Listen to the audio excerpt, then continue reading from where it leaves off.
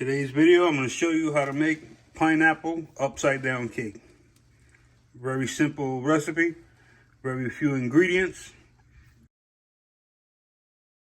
If you don't know how to make your own cake batter, you could get the store-bought brand. You could go with Betty Crocker or Pillsbury Doughboy. As long as it's yellow cake, you'll be good to go. If you want, I can show you how to make a cake from scratch, but ain't no one got time for that now. So we're going to make it the simple way here. Needs very few ingredients. You're gonna need a can of pineapple slices. Need 3/4 cup of brown sugar. You're gonna need 15 to 20 maraschino cherries. And as per the instructions for the cake box, you're gonna need 1/2 cup of oil, 3 eggs, 1 cup of water. So if you want your cake extra moist and fluffy, you're gonna put 1/3 cup of sour cream in it. That's the secret right here. Not many people do it, but you do this and I guarantee you'll love the way the cake comes out. Very simple ingredients are needed, and I'm gonna show you what to do next. What we have here is a 9-inch round, 2.5-inch depth pan, cake pan. You're gonna lightly grease it. You're gonna take your brown sugar, add it to the tin, and you're gonna press this down into the bottom. You want an even layer all around. So work it all around.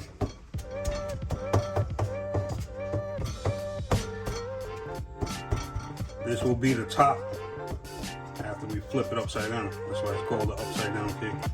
Good enough with something like this here. Just like that. Nice, even, thin layer. Just like that. You're gonna take one, like I said, pat it dry.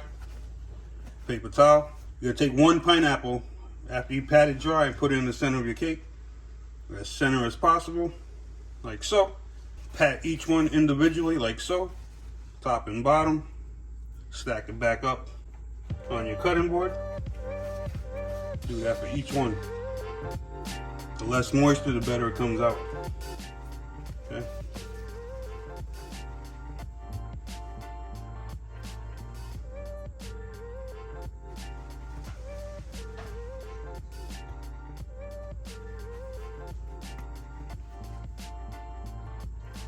Last but not least, boom. Now you can take your knife, come down, cut it straight in half, all through all of them. Boom. Okay. You're gonna take each one, each half. You're gonna go like so. Boom. Keep them all facing the same way. It's more. It looks professional. Like so. And then in between these, you're gonna go again. Like so. One more here. 8 plus 1 in the middle.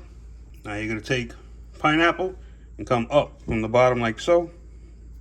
Lean it against the wall of the tin. In between each one of them. Once we put the batter in here, we'll hold it up better. Just like so. Okay? You're gonna have one left over. Eat it. Enjoy it. And now you're gonna come with your cherries. You're gonna take one, put it in the middle, and we'll go around each one of the pineapples. Like so. Just like so. The remaining cherries, you're gonna place on top of each one of your halves, up against the wall. If it doesn't stick, you can smash it a little bit to get it to balance there.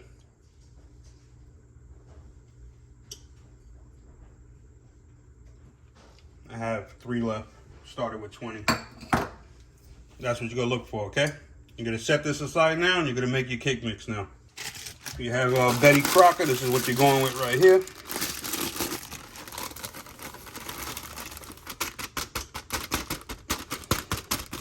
Put that in there like so. Take your 3 eggs.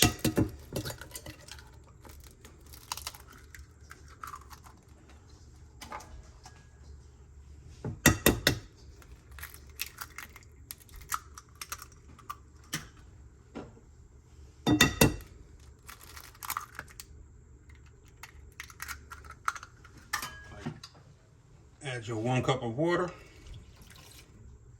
or milk. Take your half a cup of olive oil. I use olive oil. I don't like vegetable oils. It's not healthy. Not like cake is anyway. Your secret ingredient. Sour cream, 1/3 cup. Now you're gonna mix everything up until it's combined. Combined means you can't see individual colors, okay? You don't wanna ever over mix your cake mix. If you do, it'll be heavy, dense, chewy. You don't want that. You want light, fluffy, and moist. So I'm gonna just mix it up. By hand, you can do it with a machine. I'm old school, I like going by hand. Make sure you scrape the sides very good. You can see here, everything is mixed. Single color. And I'm going to stop at that right there. Make sure you scrape up the bottom. Boom. Now you're going to take your cake mix, pour it in the center of the cake. Nice and slow.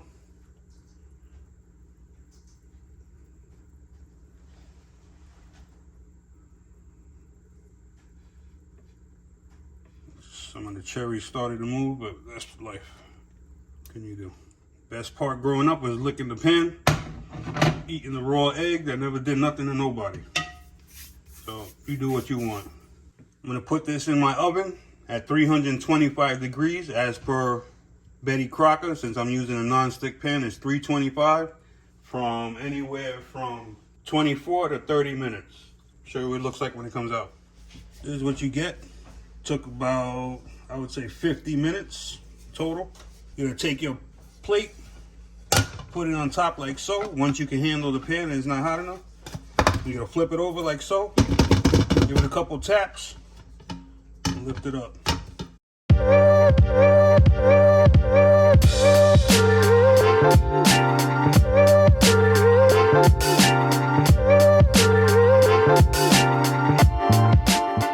Questions, comments, leave them below. I get back to everyone. Hope that video helped you. If it did, please subscribe. Many more coming.